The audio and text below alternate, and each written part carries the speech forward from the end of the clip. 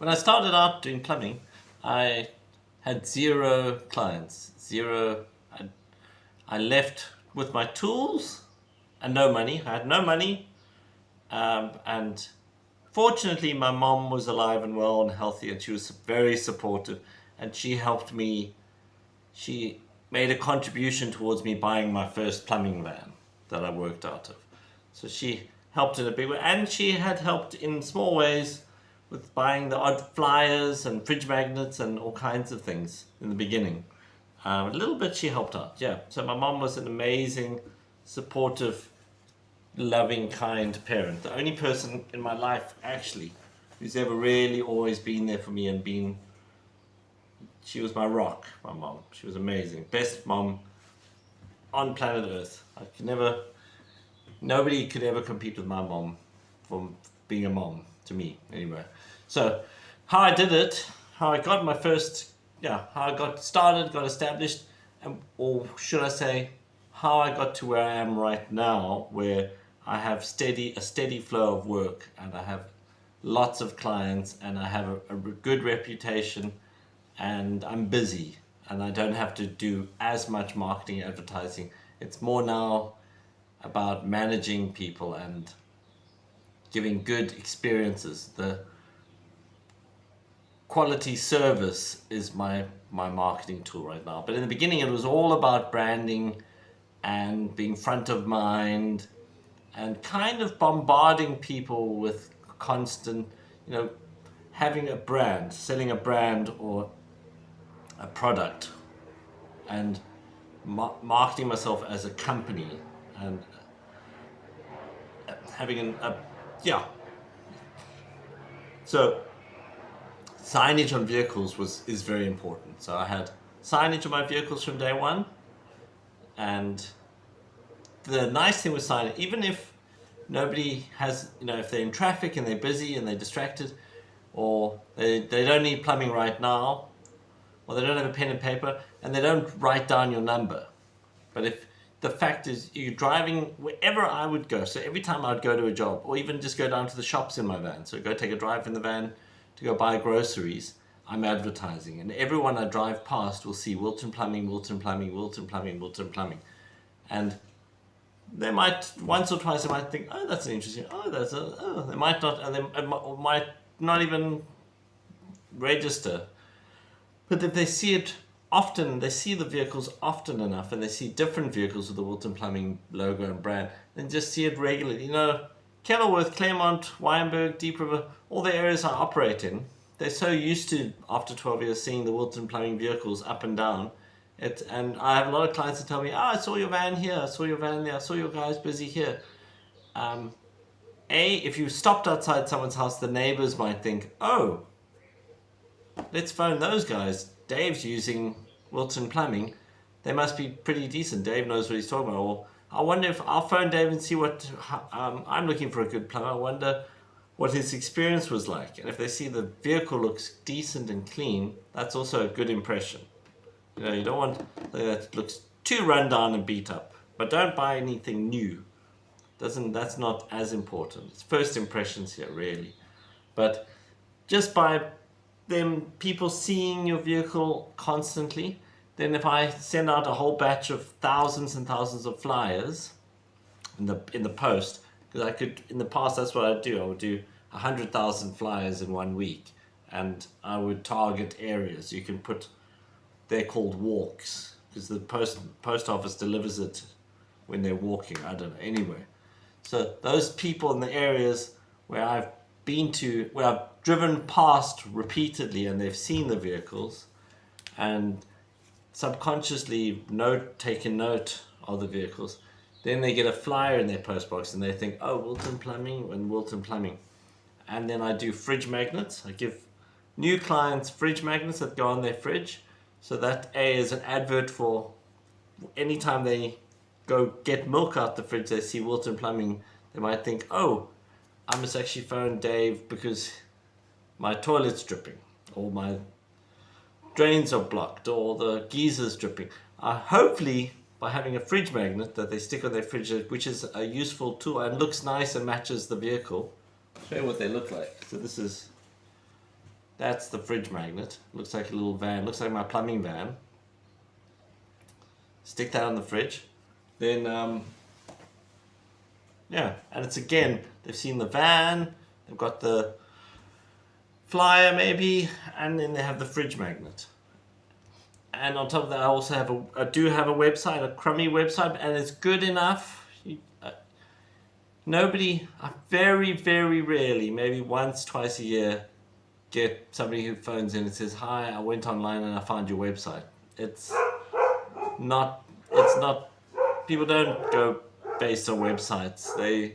They want word of mouth is the best way to get new business. Best way in the service industry for plumbing, word of mouth. So do a fantastic job, exceed expectations, give discounts. Rather plan to make 100 Rand from if you want to make 1,000 Rand, rather make 100 Rand from 10 people than 1,000 Rand from one person. Try, and especially starting out, but don't bankrupt yourself and be a pushover. But more is more. The more work I can process, the more fridge magnets I can put on, and the more good impressions. Maybe those 10 people can each tell 3 people about me, and suddenly I've got 40 clients. It's like boom. So it's purely just staying front of mind, being visible, people feeling safe and comfortable, and that's my strategy for YouTube as well. That's what I'm going to do with YouTube. I'm going to post constantly, post, and eventually I'll find out what works and what doesn't work and what the type of content I want to, but it must be manageable for me. Unless, if I got monetized and I started making decent money from YouTube, then I would probably shrink down the plumbing part of my income stream. I think I will always do plumbing because I'm damn good at it, and I've devoted 20 years of my life to it, and I've got a successful, thriving, busy business. I'm not gonna stop that, even though sometimes I hate running a plumbing company, but it's generally, I hate vehicle repairs, and I don't enjoy managing staff. I could rather be a bucky plumber and have 1 or 2, maybe 3 guys, 4 guys is the number. I've got 4 full-time guys now, and that seems to be the magic number. I had 6 teams at one stage and 13, 14 guys, and I hated it. It was hell on earth. It was absolute torture. But I think if I go smaller than 4 guys and myself, I will have a really tough time, and then I really have to turn down a lot of work, and that's not good either. And guys will get hurt and injured and sick and burned out and quit, and they'll be fighting, and yeah. But anyway, so my strategy with YouTube is I'm just going to keep posting, and even if it irritates the living hell out of everyone, and I will get better. I am getting better. I'm getting much more comfortable. I'm going to get to a point where I don't move around as much or make as many funny noises or have any filler words when in between sentences. I'll do more editing. I'll keep things shorter. It's already improving, and there's a lot of growth there, which is exciting. But so my strategy for YouTube is familiarity. If I post enough and I have a couple of subscribers, and you guys occasionally sometimes click on one of my posts, and maybe once in a blue moon my shorts might be funny or interesting, especially I'm posting all the raw content. I'm just tossing stuff out, and even putting in my outtakes, the things that in theory, if I was following the advice of gurus, the stuff that I would hide because it would be embarrassing, I'm uploading because I figure, it gets over the nerves. Things I'm terrified of people seeing, me being bad at public speaking, me being nervous, me stumbling over my words, me not knowing what to say, looking insecure, being shy, being nervous. If I post all those things on my shorts, just take it or leave it, and nothing bad happens, nothing bad has happened. Only good things have happened. I've gotten more and more subscribers and more views and more watch hours. And I've also, by the way, I've deleted YouTube app, YouTube Studio. I'm not at the point where I need to be checking my statistics and my stats, and and I don't know if I ever really want to. I've played around with other. Trying to think now what it was that I did. I think it was Facebook. When I started my plumbing company, I did a lot of Facebook marketing. That's the other thing. I was very visible on Facebook. Wilton Plumbing. Everyone who turned on their Facebook would have gotten bombarded by Wilton Plumbing on Facebook in the past. But then I got trolls attacking me. So I think having experienced trolls and having gotten upset and angry with them and fought back and said mean things, and then they get more vicious, because there's no consequences to a troll. They can do and say. The trick is just to ignore them and block them. But I didn't know that.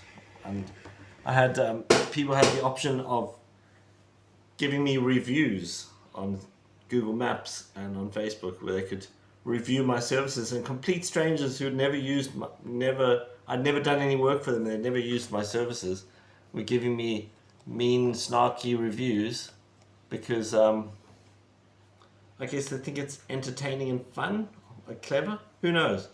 But and then I got into a war of words, and I had to end up deleting accounts, but it didn't matter so much in the bigger picture, because all the drama and all the online backlash and everything, all of that was visibility and marketing, and it got me to where I am now, where I've got a good client base, steady workflow, lots of calls coming in, very busy, and I'm established, and I don't need to go onto those platforms anymore, and none of the mean, horrible things people said or did, or the attacks that have come my way, destroyed my business or put me under or made me go bankrupt.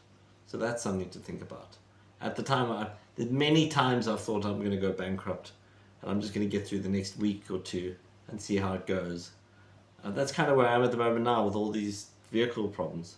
I'm thinking, probably going to go bankrupt, but let's give it a week or two and let's see. And if it happens, I'll sit with my guys and just man to man tell them I'm really sorry, thank you for your service. But that hasn't happened yet, and we'll wait to see. But my strategy, just keep posting. Just keep posting. Most important thing, you have to be in it to win it. If I'm not posting, even if I'm posting bad videos, at least I'm posting, at least I'm in the game, at least I'm playing by the rules, at least there's something for people to comment on, relate to, resonate with, reflect on. And at this point in the video, 13 going on 14 minutes in, I get super relaxed because nobody got to this point. The video is too long, and that's fine. Main thing is I got my point across, and I will get better at keeping it simple, silly, keeping these things more compact and digestible. At the moment, my videos are they end up being too long, but I'm finding it very cathartic, where it's a release of all these thoughts and feelings. I speak and not keeping things in. It's all these ideas I'm getting out, and then I can move on and have a good day. And at least I did something today where I'm showing I have faith in a bright, positive future. There we go.